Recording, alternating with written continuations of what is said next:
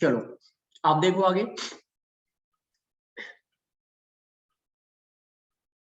तो मैंने आपको बताया कि एनर्जी की जरूरत पड़ती है, चाहे हमारी बॉडी हो या मशीन्स हो, और तभी वो एनर्जी जो है किसी तरीके का वर्क हमसे करवाती है।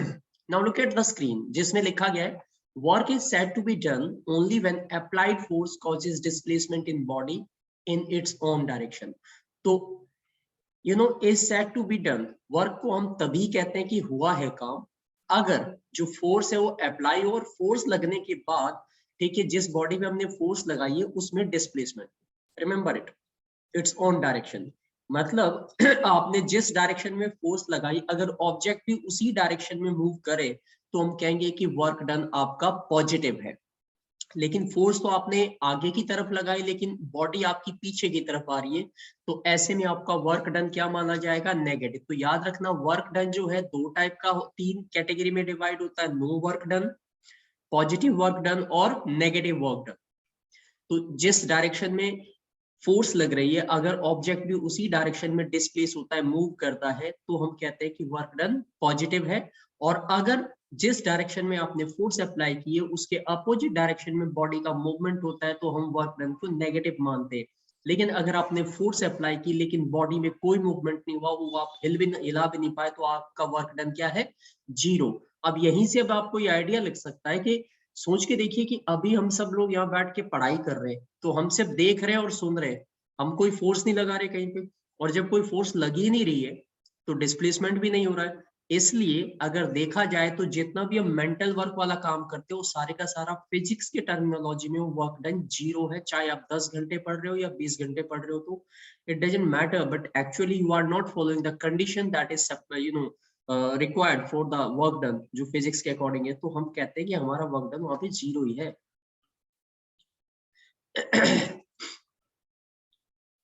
तो अब आगे जाके हम इसको जो ना एक मैथमेटिकल सेंस में समझने वाले। तो फोर्स और डिस्प्लेसमेंट, तो product of force and displacement is called work. Product का मतलब है कितनी फोर्स लगाए मल्टीप्लाइड बाय कितना डिस्प्लेसमेंट हुआ, इन दोनों के प्रोडक्ट को, इन दोनों के मल्टीप्लिकेशन से जो हमें वैल्यू मिलेगी, numerical value, that is the work done.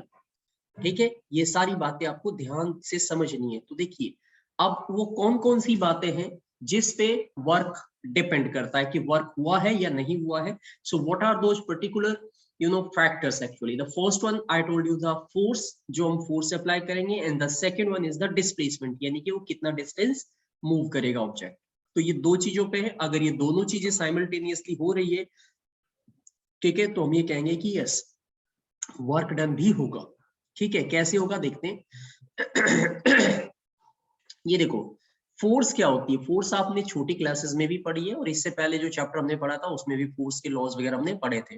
तो फोर्स क्या होती है, फोर्स का फॉर्मूला आप सभी को आना चाहिए कि फोर्स क्या होती है, एनी पुश एंड पुल, कोई भी पुश या पुल जिसमें हम कोई चीज धकेलते या खींचते हैं तो उसे हम फोर्स कहते हैं। तो for the work to happen force has to be applied. जब भी हम वर्क की बात करते हैं तो हमें फोर्स लगानी पड़ती है। We can say that work is directly proportional to force. तो जितनी ज्यादा फोर्स लगेगी बेटा उतना ही ज्यादा वर्क होगा। तो ये पहला मैथमेटिकल फॉर्मूला यहाँ पे आ जाता है कि W is directly proportional to, ये जो आपको ये तिरछा 8 जैसा दिख रहा है, इसको पढ़ते डायरेक्टली प्रोपोर्शनल का साइन है, डायरेक्टली प्रोपोर्शनल बोलते इसे। और F फॉर फोर्स, तो work is directly proportional to force. तो जितनी ज्यादा फोर्स होगी उतना ज्यादा वर्क होगा, या जितना ज्यादा वर्क होगा उतनी ज्यादा फोर्स लगी होगी। तो दोनों एक दूसरे पे क्या है, डायरेक्टली। डायरेक्टली मतलब एक बढ़ेगा तो दूसरा भी बढ़ेगा, एक की वैल्यू घटेगी तो दूसरे की भी घटेगी। दूसरा फैक्टर मैंने आपको बताया था डिस्प्लेसमेंट। तो डिस्प्लेसमेंट का मतलब क्या होता है, the necessary condition for work to be done is that the displacement must caused in the body. So we can say that work is directly proportional to displacement. यहाँ पे S का मतलब यहाँ पे displacement है। तो इन दोनों इक्वेशन को अगर मैं जोड़ दूं, W is directly proportional to F and W is directly proportional to S, तो इन दोनों को कंबाइन करके मुझे मैथमेटिकल सेंस में एक डेरिवेशन वाला फॉर्मूला मिल जाएगा। और वो फॉर्मूला कुछ इस तरीके से होगा, अगले स्टेप पे देखिए, ये देखिए, ये पहली इक्वेशन है work is directly proportional to force, दूसरी है work is directly proportional to displacement. इन दोनों को अगर मैं मल्टीप्लाई कर दूं F इंटू एस, तो work is directly proportional to force into displacement. और ये आपका फिजिक्स के अकॉर्डिंग न्यूमेरिकल कैलकुलेट करने के लिए वर्क का फॉर्मूला है।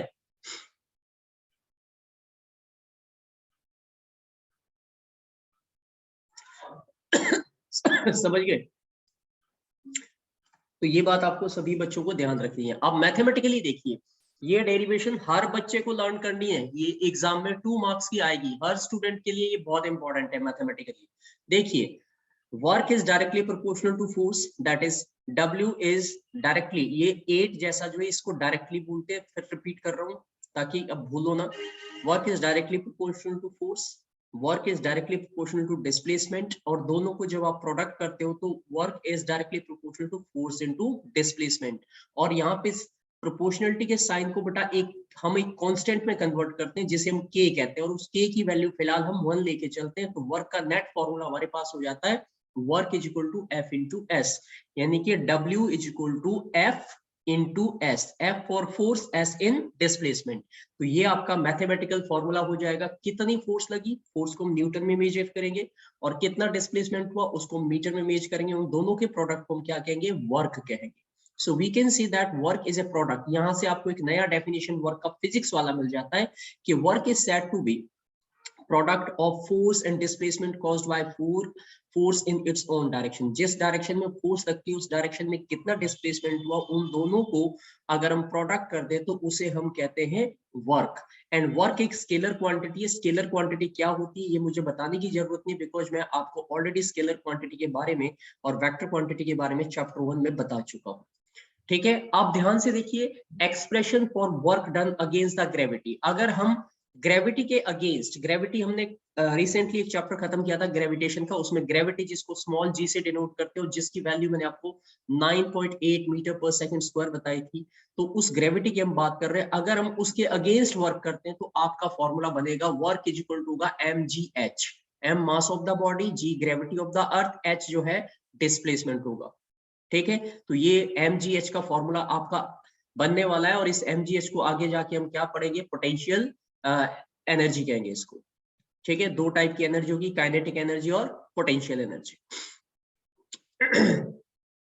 ये देखिए, work is equal to F into S था, तो फोर्स का फॉर्मूला हम पहले सीख चुके हैं। फोर्स क्या होता है बेटा, मास इनटू एक्सेलरेशन। फोर्स का फॉर्मूला क्या होता है, मास इनटू एक्सेलरेशन। तो अगर आप F की जगह पे m इंटू ए रखोगे तो फोर्स का फॉर्मूला हमने रिप्लेस कर दिया मास इंटू एक्सेलरेशन से, और s की जगह पे हम क्या रख देंगे, h रख देंगे। अगर हम ग्रेविटी की बात कर रहे हैं क्योंकि वहां पे हाइट आ रहा है, और ये जो एक्सेलरेशन है वो आप अच्छे से जानते हो कि जब हम अर्थ की ग्रेविटी की बात कर रहे हैं तो एक्सेलरेशन ड्यू टू ग्रेविटी को हम g में कन्वर्ट करते हैं, तो अल्टीमेटली वर्क का फॉर्मूला आपका m इंटू जी इंटू एच भी हो जाएगा। ठीक है, ये सब बातें क्लियर होनी चाहिए, पता होनी चाहिए। जैसे ये पानी नीचे से खींच रहा है, इसमें अगर हम इसके वर्क डन को निकालना चाहते हैं तो हमें इस बॉडी का मास इनटू में ग्रेविटी जो कि 9.8 होते हैं, इनटू कितने हाइट तक ये ऊपर इस बाल्टी को खींच के लाएगा, इन तीनों चीजों के प्रोडक्ट को अगर हम मल्टीप्लाई कर दे तो we will get the work done. तो हमें वर्क की न्यूमेरिकल वैल्यू मिल जाएगी। अब देखिए, अब एक और तरीका होता है, जैसे इस बच्चे को आप ध्यान से देखिए, ये बच्चा जो है फोर्स किधर लगा रहा है, ये फोर्स ऊपर इस डायरेक्शन में ऊपर की तरफ फोर्स लगा रहा है, लेकिन बॉडी का जो मूवमेंट है वो इस डायरेक्शन में हो रहा है। तो फोर्स इस डायरेक्शन में लग रही है, बॉडी इस डायरेक्शन में मूव हो रही है। और अगर तुम ध्यान से देखोगे तो जमीन के साथ और इस रस्सी के साथ बेटा एक एंगल बन रहा है, उस एंगल को हम थीटा कहते हैं। तो expression for work done when anything is pulled, और we can see that it is making an angle with the direction, तो उस टाइम पे वर्क का एक अलग मैथमेटिकल एक्सप्रेशन होता है। वर्क इज इक्वल टू होता है F इंटू एस इंटू में कॉस थीटा। अब ये कॉस थीटा आप 10th में ज्यादा बेहतर समझ पाओगे क्योंकि वहां पे आप ट्रिग्नोमेट्री सीखोगे। तो थीटा को हमेशा हम कॉस साइन या टेन के फॉर्म में यूज करते हैं, तो यहाँ पे कॉस थीटा की वैल्यू आएगी। वो जो भी वैल्यू होगी उसको वहां पे वो वैल्यू दी होती है, उसको पुट करके मल्टीप्लाई कर देते हैं, तो हम इस तरीके से भी वर्क का एक्सप्रेशन निकाल सकते हैं। ये देखिए, ये जो एंगल बन रहा है नीचे कि बॉडी तो ग्राउंड पे चल रही है, तो हॉरिजॉन्टल डायरेक्शन में चल रही है, लेकिन बच्चे के हाथ में जो रस्सी है वो थोड़ी एंगुलर है, वो ऊपर की तरफ। इन दोनों के बीच में जो एंगल बन रहा है, ये एंगल भी इस वर्क को डिसाइड करता है।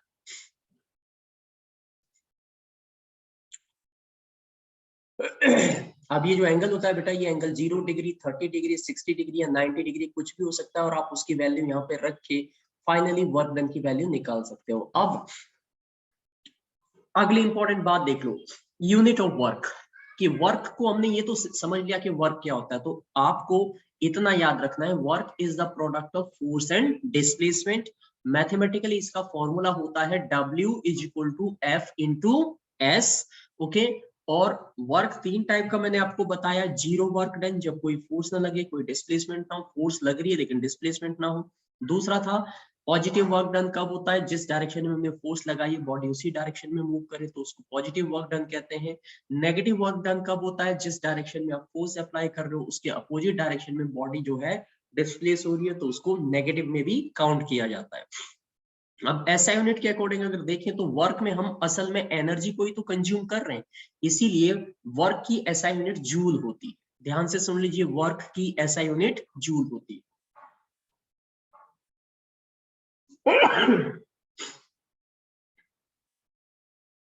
और इसका मैथमेटिकल फॉर्मूला जो बेटा वो है W = F × S।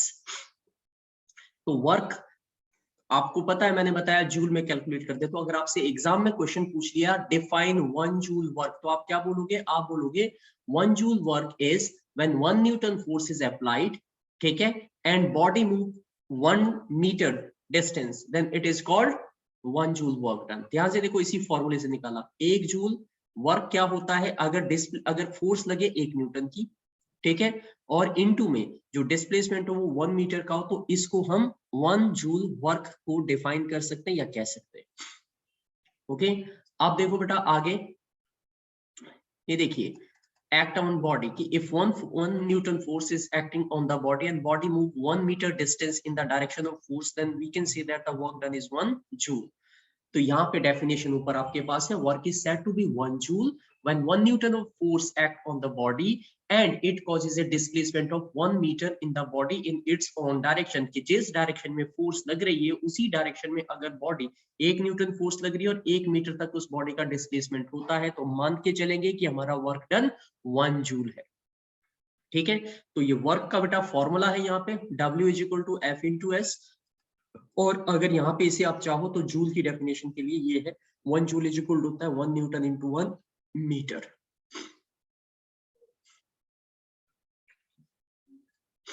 अब बड़ी यूनिट के बारे में बताता हूं। अगर बिगर यूनिट की बारे में बात करें कि और बड़ी यूनिट क्या होती है, तो गीगा जूल होती है। गीगा जूल का मतलब होता है जहां पे जूल की पावर 10 की पावर 3 होती है, और एक होता है आपका मेगा जूल जिसमें 10 की पावर 6 हो जाती है। तो अगर रिलेशन देखें गीगा जूल और मेगा जूल में, तो नीचे देखिए वैल्यू है 1 गीगा जूल जो है वो 10 की पावर -9 जूल के बराबर होता है। 1 मेगा जूल जो है वो 10 की पावर 6 के इक्विवेलेंट होता है।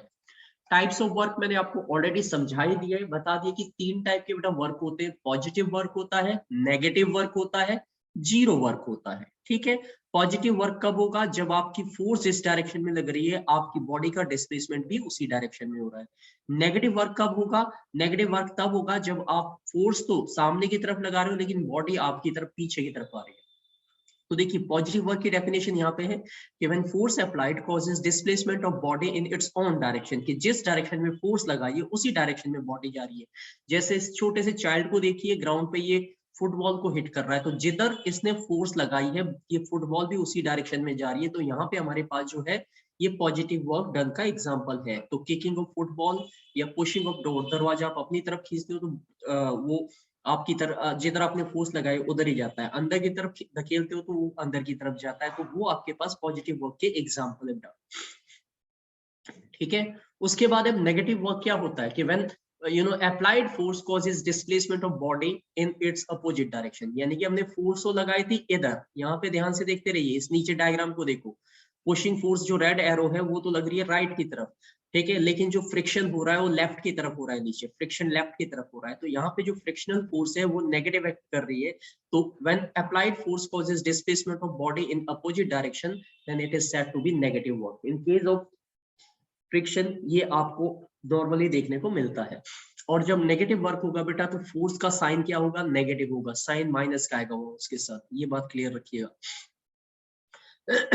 जीरो वर्क डन क्या होता है, देखो it is zero work done का मतलब होता है कि when force act on the right angle to the direction, यानी कि जो एंगल है, फोर्स तो ऐसे इस डायरेक्शन में फोर्स लग रही है लेकिन बॉडी का मूवमेंट ऊपर की तरफ हो रहा है, तो उसको हम क्या कहते हैं, जीरो वर्क डन। इसके बड़े सीधे एग्जांपल है, आपने देखा होगा जब हम अपने सिर पे कोई बोझ या लोड, जैसे कुली अपने सिर पे लोड लेके जा रहा है, तो वो फोर्स तो उसके सिर पे नीचे की तरफ लग रही है ना, जमीन के ऊपर, लेकिन वो जमीन पे क्या चल रहा है, हॉरिजॉन्टल डायरेक्शन में चल रहा है। तो डायरेक्शन ऑफ मूवमेंट कुछ और है, फोर्स की जो डायरेक्शन है वो कुछ और है। तो यहाँ पे दोनों को अगर देखें तो एक लाइन परपेंडिकुलर है, दूसरी हॉरिजॉन्टल है और दोनों 90 डिग्री का एंगल बना रहे हैं। तो जब भी आपके पास इस तरीके की कंडीशन हो तो उस टाइम पे 90 डिग्री थीटा जीरो होता है और जीरो होते ही पूरा वर्क डन भी जीरो हो जाता है। ऐसे जो सैटेलाइट धरती के चारों तरफ घूम रहे बेटा, उनका वर्क डन भी क्या है, जीरो है, क्योंकि वो भी परपेंडिकुलर फोर्स पे ही काम कर रहे हैं। तो आपको सिर्फ एग्जांपल याद रखना है, इसमें आपको ये एंगल वाली कैलकुलेशन एग्जाम में नहीं आती, तो ये सब समझने के लिए। अब ये पहला पार्ट हमने पूरा कर लिया और ये इसके कुछ क्वेश्चन है हमारे पास। ठीक है, ये पूछ रहे हैं कि why work done is zero. ठीक है, when person carrying suitcase vertically in hand walk in the horizontal direction, कि वर्क डन जीरो क्यों होता है जब कोई आदमी अपने हाथ में एक बड़ा सा सूटकेस लेके चल रहा है। अब चल तो हॉरिजॉन्टल रहा है ना, ध्यान से देखिए, चल रहा है वो सीधा रोड पे, रोड की लाइन कैसी है, हॉरिजॉन्टल, और जो उसके हाथ में जो सूटकेस है, जो बैग है, उसकी फोर्स किधर लग रही है बेटा, वो लग रही है वर्टिकली डाउन धरती की तरफ। तो अगर हम ध्यान से देखेंगे तो एक हॉरिजॉन्टल लाइन बन रही है, एक वर्टिकल, तो दोनों के बीच में एंगल कितना हो रहा है, 90 डिग्री का हो रहा है। तो angle between direction of force and direction of displacement 90 degree है। और जब 90 डिग्री की सिचुएशन बनती है तो याद रखना वहां पे जो एंगल होता है 90 डिग्री, वो हमेशा जीरो होता है। और 90 डिग्री जीरो होने से आप सारे प्रोडक्ट को, आपको पता है कि एक भी वैल्यू अगर जीरो की आ जाए मल्टीप्लाई में तो सब कुछ जीरो हो जाता है। तो यहाँ पे देखिए, force into displacement into cos theta 90 degree बेटा, और 90 डिग्री की वैल्यू होती है जीरो। तो जब आप जीरो से एफ इंटू एस को मल्टीप्लाई करोगे तो सब कुछ जीरो हो जाएगा। तो हम कह सकते हैं कि W is equal to zero, यानी कि वर्क जीरो है। Similarly for body moving in circular, अगर कोई बॉडी सर्कल में घूम रही है तो भी वर्क डन जीरो होता है। कोई बॉडी जो है, ठीक है, चल रही है हॉरिजॉन्टल लेकिन फोर्स लग रही है वर्टिकल, तब भी वर्क डन जीरो होता है। ठीक है। अगला सवाल देखिए, व्हाट इज द मैग्नीट्यूड। अब ये जो वीडियो जब तुम्हारे साथ शेयर करूंगा मैं, तो आप इनको पॉज करके इन क्वेश्चन के आंसर को अपनी कॉपी पे लिख लोगे साथ साथ, और साथ में सारे नोट्स भी। So what is the magnitude of the work when man is pushing a wall. तो अगर आप एक दीवार को धकेलने लग जाओ तो क्या वर्क डन होगा। तो आपको पता है कि दीवार बहुत भारी है और हमारी फोर्स बहुत कम है, तो the work done is zero होगा, बिकॉज, ठीक है, इन दिस केस जो डिस्प्लेसमेंट है वो तो हुआ ही नहीं है, दीवार तो नहीं हिल रही है ना, वॉल में कोई डिस्प्लेसमेंट नहीं हुआ। हाँ, आप फोर्स लगा रहे हो, तो जब तक दोनों चीजें ना हो कि फोर्स लगे और फोर्स लगने के बाद डिस्प्लेसमेंट हो, तभी वर्क डन की कंडीशन बनती है। अगर फोर्स लग रही है लेकिन डिस्प्लेसमेंट नहीं हो रहा है तो हम ये कह सकते हैं कि वर्क डन तब भी जीरो ही होगा, क्योंकि दोनों कंडीशन सेटिस्फाइड नहीं हो रही है। दो कंडीशन क्या थी, force must be applied and displacement must be caused. तो डिस्प्लेसमेंट हुआ नहीं, फोर्स लगी, इसलिए वर्क डन आपका अभी भी क्या होगा, जीरो ही होगा। अब यहाँ पे एक क्वेश्चन और दे रखा है। क्वेश्चन इसमें क्या पूछा है, a force of 7 newton, 7 newton की force act on a object, एक ऑब्जेक्ट पे लगती है, एंड द डिस्प्लेसमेंट जो है वो 8 मीटर का होता है। अब देखो, फोर्स आपके पास इतना है, डिस्प्लेसमेंट इतना, इन दोनों को मल्टीप्लाई कर दोगे तो वर्क आ गया ना, 8 7 जा 56। ठीक है, तो let us take that of the act on the object through the displacement, what is the work done. तो इसमें सिंपल आपको फॉर्मूला अप्लाई करना है, ये वाला, एफ, फोर्स 7 न्यूटन है आपके पास, डिस्प्लेसमेंट आपके पास 8 है, वर्क का फॉर्मूला है एफ इंटू एस। आप दोनों को रखो, मल्टीप्लाई कर दो और ये देखो 56 जूल आपका आंसर आ जाएगा। इतने सिंपल सवाल है, अगर आप थोड़ी सी अकल का इस्तेमाल करो। अगला क्वेश्चन देखो, pair of bulldog exert a force of 140 Newton, यानी कि दो बुलडॉग लगे हुए, दो बैल लगे हुए और एक को किसी बुलडॉग को खींच रहे, तो लगभग 140 न्यूटन की फोर्स लगती है on the flow field big that of the flowed in 15 metre. अब देखो, आपको कुछ नहीं ढूंढना, आपको फोर्स मिल गई 140, डिस्प्लेसमेंट मिल गया, दोनों को मल्टीप्लाई कर दो, ठीक है, आपको क्या मिल जाएगा, वर्क डन मिल जाएगा, ये रहा। ठीक है, तो 2100 जो है वो इसका पहले वाले का क्या था, आंसर था। ये ऐसे निकालना है, बहुत सिंपल से क्वेश्चन होंगे, अगर एग्जाम में क्वेश्चन भी आते हैं। अब देखो, list out whether the work is done और not in the following. In case में आपको ये बताने की क्या वर्क डन हुआ है या नहीं हुआ। जैसे Suma is swimming in a pool, तो सुमा जो एक स्विमिंग पूल में क्या कर रही है, स्विमिंग कर रही है। तो बताइए मुझे क्या लगता है तुम्हें, इसमें वर्क डन हुआ है या नहीं हुआ। सर हुआ है, क्योंकि वो अपनी पोजीशन चेंज कर रहा है। हाँ, वो फोर्स लगा रहा है ना, जिस डायरेक्शन में, उसी डायरेक्शन में मूव भी कर रहा है। अच्छा, और donkey is carrying load on his back. अब एक डोंकी अपने पीठ पे बोझ लेके जा रहा है, तो वर्क डन हुआ या नहीं हुआ। वर्क डन जीरो है बेटा, इसका नहीं हो रहा, इसका वर्क डन जीरो है। क्यों, क्योंकि 90 डिग्री वाला, हाँ, फोर्स तो नीचे, जो लोड है उसके पीठ पे, वो तो नीचे की तरफ फोर्स लगा रहा है ना, ग्राउंड की तरफ, लेकिन जो डोंकी चल रहा है वो तो हॉरिजॉन्टल डायरेक्शन में चल रहा है। इसलिए दोनों के बीच में जो है 90 डिग्री की कंडीशन बनती है, तो वर्क डन क्या हो जाएगा, 0। आगे देखो, A windmill is lifting water from a well. एक विंडमिल जो है वो पानी उठा रही है वेल से, कुएं से। तो बताइए इसमें वर्क डन हुआ, क्योंकि फोर्स भी ऊपर की तरफ लग रही है, ठीक है, और पानी भी ऊपर की तरफ ही उठ रहा है। समझ गए? आपको सिर्फ डायरेक्शन और फोर्स की कंडीशन को देखना है। एक engine is pulling a train, engine train को पुल कर रहा है, तो इंजन की फोर्स भी आगे लग रही है और ट्रेन भी उसी डायरेक्शन में जा रही है, तो यहाँ पे भी वर्क डन है। Food grain getting dried in the sun, अब आप कोई चीज सुखा रहे हो धूप में, तो इसमें फोर्स का लेना देना कुछ नहीं, तो वर्क डन क्या है यहाँ पे, 0, क्योंकि डिस्प्लेसमेंट जैसा कुछ दिख नहीं रहा है आपको। ऐसे ही sail boat is moving due to wind energy, sail boat होता है जिसमें ऊपर एक तरपाल सी लगी होती है, हवा ही उसको खींचती है, तो यहाँ पे भी वर्क डन क्या है, पॉजिटिव होगा, यहाँ पे भी वर्क डन हो रहा है, क्योंकि जिस डायरेक्शन में हवा की फोर्स है उसी डायरेक्शन में वो बोट मूव करेगी। समझ गए? तो ये थी कुछ बातें जो आपको ध्यान रखनी है। ये क्वेश्चंस हमारे कंप्लीट हो जाते हैं। देखो आगे बता रहे कि एक object is throne at certain angle, किसी एंगल पे उसे उछाला गया, ठीक है, और वो फिर घूम के सर्कुलर पाथ में वापस जमीन पे आके गिरा, ठीक है। अब ये पूछ रहे हैं what is the work done by, तो मैंने आपको बताया था सर्कुलर डायरेक्शन में कोई भी चीज मूव करेगी तो उसका वर्क डन क्या होगा, 0 होगा, ठीक है। तो 0 सिंस नेट वर्टिकल डिस्टेंस जो उसने कवर किया, ठीक है, वो जहां से गया वहीं पे आया, तो ग्रेविटी उसकी क्या है, 0 है। तो ग्रेविटी जब है ही नहीं, ग्रेविटी की वैल्यू 0 है, तो हम मान के चलिए कि चीज क्या होगी आपकी, फॉर्मूले में रखते ही सब 0 है। तो ये कुछ फंडामेंटल बेसिक क्वेश्चन थे आपके, ठीक है। और अब यहाँ पे मैं स्क्रीन शेयर कर देता हूँ बंद। पहला पार्ट हमारा कंप्लीट हो गया है, फर्स्ट पार्ट मैंने कंप्लीट करवा दिया है। आप लोग इसे कोशिश करो कि ये, ठीक है, समझ पाओ। देखो वर्क की डेफिनेशन समझनी है, वर्क का मैथमेटिकल फॉर्मूला समझना है, वर्क की एसआई यूनिट समझनी है, ठीक है, 1 जूल की डेफिनेशन क्लियर करनी है, वर्क का जो मैथमेटिकल फॉर्मूला बनता है वो कैसे बनता है, और कंडीशन जैसे आएगी लास्ट में हमने जो क्वेश्चन किया कि ये वर्क डन है या नहीं है, पॉजिटिव वर्क डन क्या होता है, नेगेटिव वर्क डन क्या होता है, ओके, इनके बारे में थोड़ा सा। तो अगर आप 1-2 बार इसी वीडियो को दोबारा देखोगे और समझने की कोशिश करोगे तो ये मुश्किल वाला हिस्सा नहीं है। न्यूमेरिकल बड़े आसान है, आपको एक फोर्स दी होगी, एक डिस्प्लेसमेंट दी होगी, दोनों को मल्टीप्लाई करके आपको प्रोडक्ट करके जूल में लिख देना है और वो वर्क डन आ जाएगा, ठीक है।